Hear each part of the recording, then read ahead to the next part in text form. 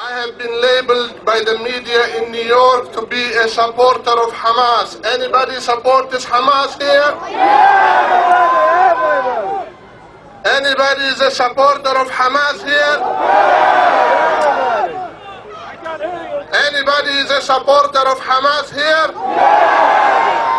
Hear that, Bill Clinton? We are all supporters of Hamas. Allahu Akbar. I wish they added that I'm also a supporter of Hezbollah. Anybody supports Hezbollah here? Anybody supports Hezbollah here? Takbir! Takbir! In 1995, Mahbub Khan and his mosque in Santa Clara, California, hosted a fundraiser for Ayman al-Zawahiri, a member of the Brotherhood and the number 2 man in al-Qaeda after Osama bin Laden. The Muslim Brotherhood has been wildly successful in its plan to become part of America's civil culture and to infiltrate the institutions of America's civil governments, including the White House, and both political parties, and the conservative movement as well. Suhail Khan is the proud son of Mahbub Khan and his protege, as he is also the protege of the convicted terrorist Abdurrahman al-Moudi. Sponsored by his longtime patron, Grover Norquist, who has been a pillar of the conservative movement, Suhail Khan was given a White House appointment in the Bush administration and facilitated al-Moudi's access to the president.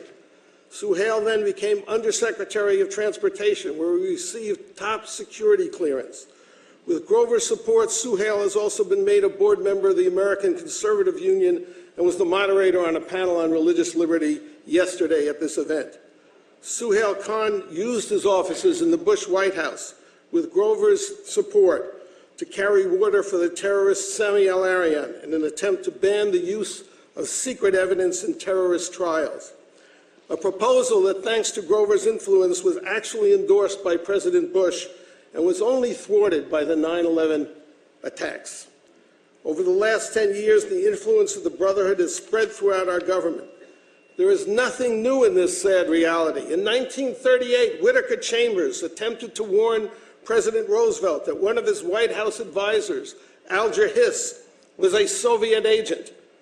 When Roosevelt was giving Chambers information, he laughed and disregarded it. Alger Hiss remained as the president's advisor until Richard Nixon and the House Un-American Activities Committee flushed him out. In the midst of the current crisis in Egypt, our biggest ally in the Middle East, both Secretary of State Clinton and the present Director of National Intelligence have given the Muslim Brotherhood an imprimatur as a peaceful, moderate, and democratic organization. FBI directors appear at the annual dinners of CARE, and the President has appointed members of the Islamic Society of North America, a Muslim Brotherhood front, to top positions in the Department of Homeland Security. Suddenly, Jack was a popular man in Indian country. So was Grover Norquist. He gave the Indians political cover, casting casinos as enterprise zones. In exchange, Jack made sure that the tribes donated to Grover's think tank. I'd love to work directly with Indian nations. There's some good state think tanks around that put out good work on why we shouldn't be raising taxes.